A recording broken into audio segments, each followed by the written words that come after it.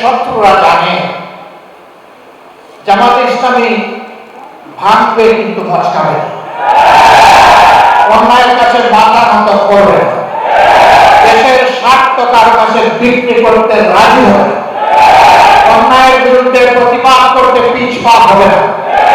এই জন্য এই শক্তিকে ধ্বংস করতে হবে। 42 বছর যাদের বিরুদ্ধে কোন থানায় একটা জিডি একটা মামলাও ছিল না, 42 বছর পরে তাদের বিরুদ্ধে মানবতা বিরোধী অপরাধের অভিযোগ আনা হবে। মিথ্যা মামলা, মিথ্যা সাক্ষী এবং সাজানো পাঠানো আদালত, এই যে এক একজন করে শীর্ষস্থানীয় 11 জন নেতাকে দায়িত্বশীলকে আমাদের বুক থেকে কেড়ে নেওয়া হবে। গোলাম আজম রাহিমাহুল্লাহ থেকে শুরু করে জনাব মীর কাসিম আলী পর্যন্ত তাদেরকে আমাদের বুক থেকে নিয়ে নেওয়া হবে। আমরা আল্লাহর শুকরিয়া আদায় করি। আমরা চিন্তিত নই, আমরা দুঃখিত নই। হে আল্লাহ, তোমার কাছে আমরা সাক্ষ্য দিচ্ছি, তোমার যে গোলামগুলো এই সংগঠনের সবচেয়ে উন্নত আল্লাহ চরিত্রের, ইমানের, ইলমের আলোয় আলোকিত ছিল, তুমি তাদেরকে সত্যের জন্য কবুল করেছো। আলহামদুলিল্লাহ রাব্বিল আলামিন। তোমার দরবারে শুধু মিনতি, তাদেরকে মুহাক্কিক শহীদ হিসাবে কবুল করো। আদালতে আদালতে হযরত হামজা রাদিয়াল্লাহু তাআলা মিছিল তাদেরকে শামিল করে নিও আল্লাহ রাব্বুল আলামিন। জান্নাতের সিঁড়িতে আমাদের প্রিয় এই সমস্ত দায়িত্বশীলদের সাথে আমাদের মুলাকাত করে নিন।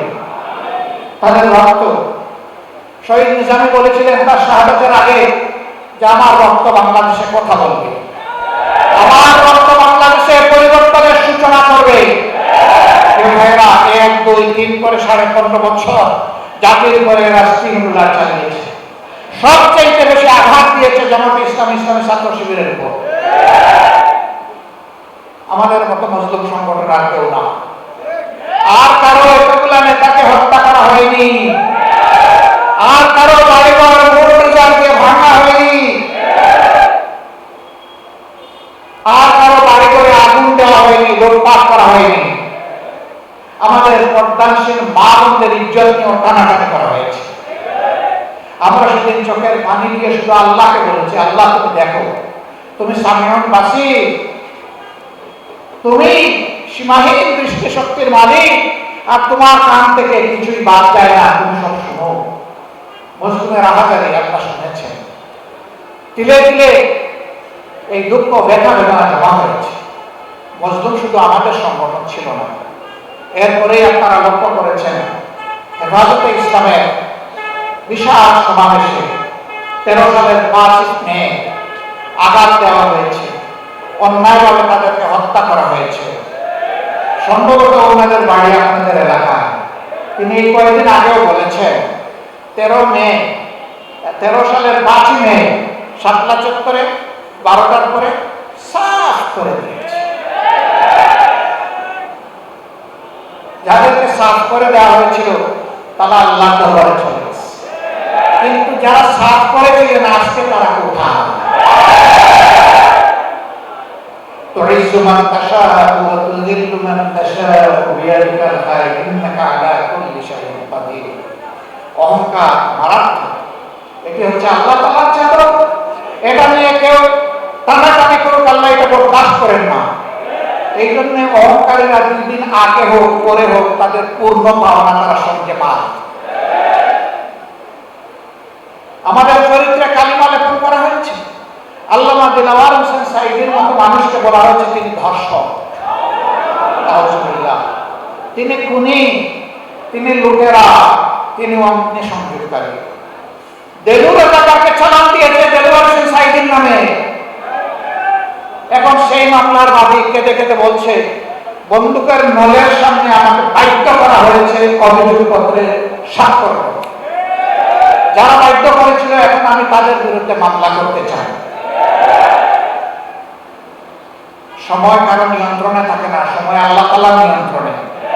সময় বদলায়, পরিবেশ বদলায়, সত্যকে চাপা দিয়ে রাখা যায় না, সত্য মাটির নিচ থেকে উঠে আসে।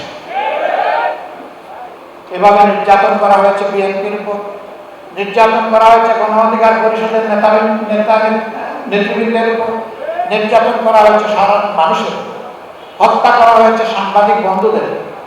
কালো আইনে তাদেরকে টেনে এসে নেওয়া হয়েছে জেলে। তারা কারে বাদ দিয়েছে? কাউকেই বাদ দেয়নি। সবাইকে নিষিদ্ধ নিষিদ্ধ, সবাই রাজাকার, সবাই রাজাকার। এখন কি বলে? এখন তরুণ কমল ছাত্রছাত্রীরা কি বলে?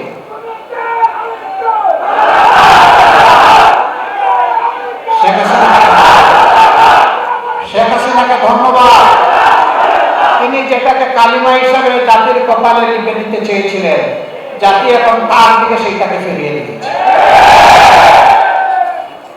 এমন রাজনীতি করলে বললেন যে উন্নয়নের রাজপথে দেশকে উঠায় দিয়েছেন, বললেন যে বাংলাদেশ হচ্ছে সারা বিশ্বে উন্নয়নের রোল মডেল। এমন মডেল বানালেন আর এমন রাজপথ তৈরি করলেন, গাড়িটা রাজপথ দিয়ে চালাই আপনি যেতে পারবেন না। এমন রাজনীতি করলে আপনাকে দেশ ছেড়ে চলে যেতে হবে।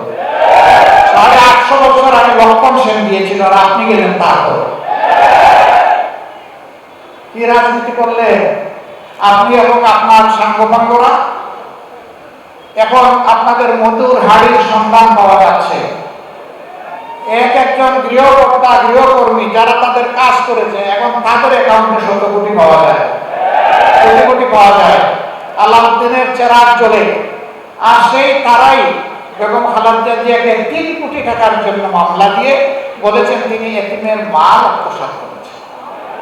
এই জন্য তাকে সাজা দেওয়া হয়েছে, তাকে একা জেলে রাখা হয়েছে, তাকে উপহাস করে বলা হয়েছে আপনি আর কি চান, একটা জেল পুরো আপনাকে দিয়ে দিয়েছে।